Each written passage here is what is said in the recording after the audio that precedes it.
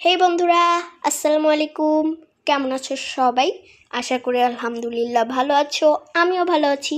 R welcome welcome welcome welcome back to my YouTube channel অন্যরকম পড়াশোনা।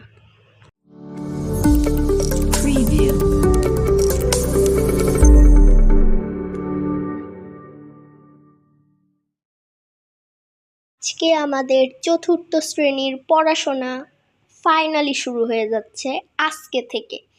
আর সবার প্রথমেই নিয়ে আসলাম চতুর্থ শ্রেণীর বাংলাদেশ ও বিশ্ব পরিচয়। তো চলো শুরু করা যাক।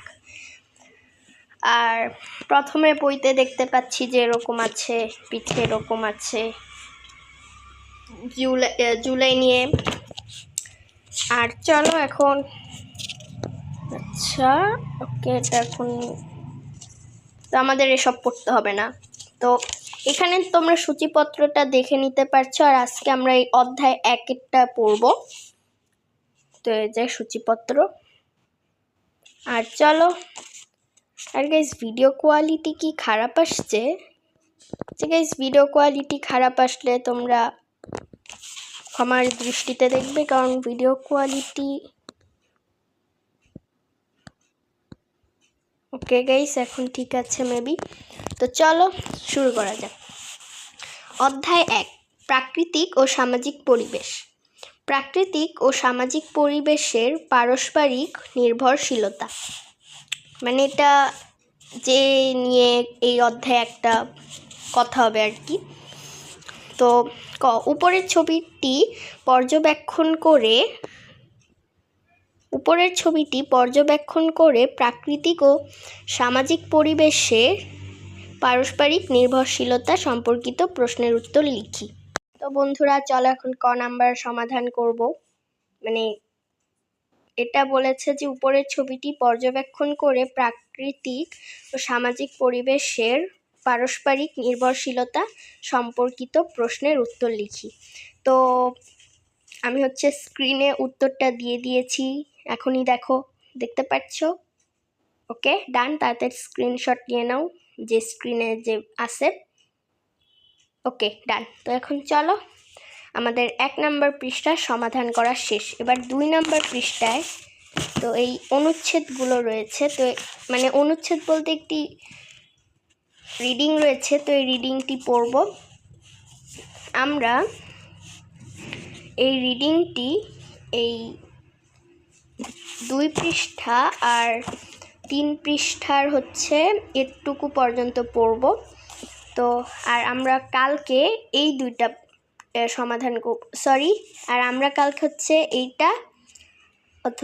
এইটা সমাধান করব, আর নাহলে 2টাই সমাধান করব, কারণ আমি স্কুল অনুযায়ী করি। তো চলো এখন রিডিংটি পড়া যাক। তো রিডিংয়ে বলেছে, পরিবেশ আমাদের জীবন জীবিকা নির্বাহের উল্লেখযোগ্য ভূমিকা রাখে। আমাদের পোশাক আশাক, খাবার দাবার, চালচলন অনেকটাই পরিবেশ প্রকৃতির উপর নির্ভরশীল। যেমন শীতে একটু রোদ পেলে আনন্দ পাই, গরমে রোদ থেকে দূর থাকার চেষ্টা করি। প্রচণ্ড গরমে গাছের ছায়ায় শান্তি পাই।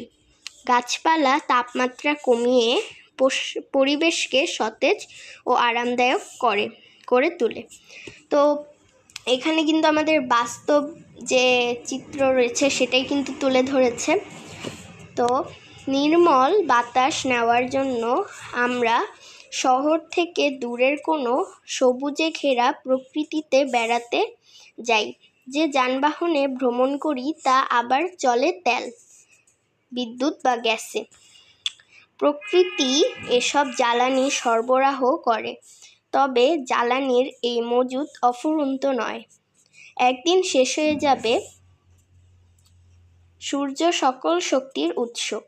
আমরা পরিবেশ বান্ধব সৌরশক্তি বিভিন্ন কাজে ব্যবহার করে থাকি। বন্ধুরা দেখেছে এভাবে কি ক্লিন? চলো এখন পড়ি। তো ব্যবহার করে থাকি সূর্যের আলো সবুজ উদ্ভিদের খাবার তৈরির অন্যতম উপাদান। আবার এই সবুজ উদ্ভিদই অনেক প্রাণীর খাবার। তো সবুজ উদ্ভিদই মানে ঘাস বোঝানো হয়েছে, যেমন ঘাস গরু খায়, ছাগল খায়, তো এটাই। আর উদ্ভিদ জন্মাতে মাটি দরকার।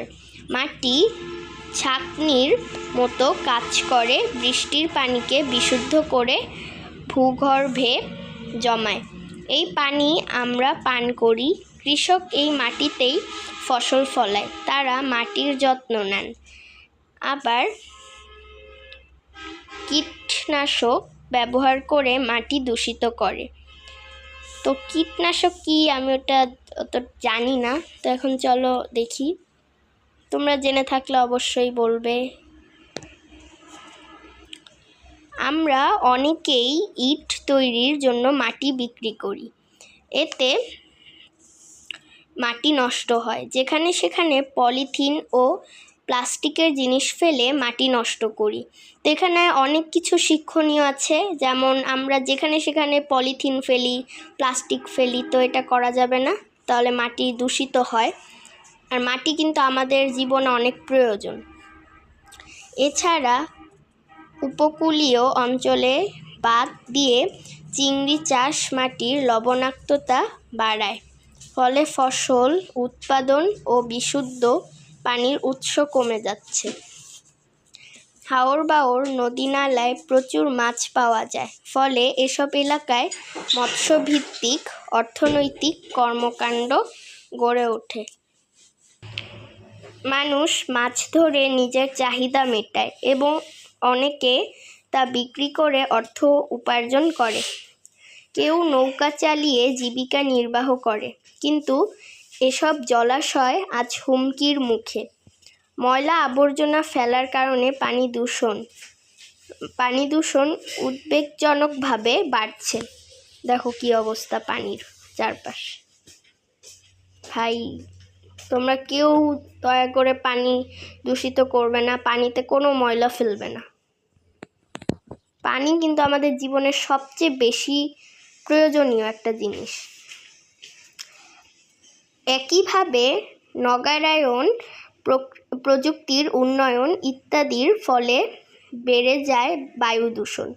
বায়ু দূষণে বাড়ছে রোগ ব্যাধি, ব্যাহত হচ্ছে ফসল উৎপাদন, কমছে মানুষের স্বাভাবিক আয়ু।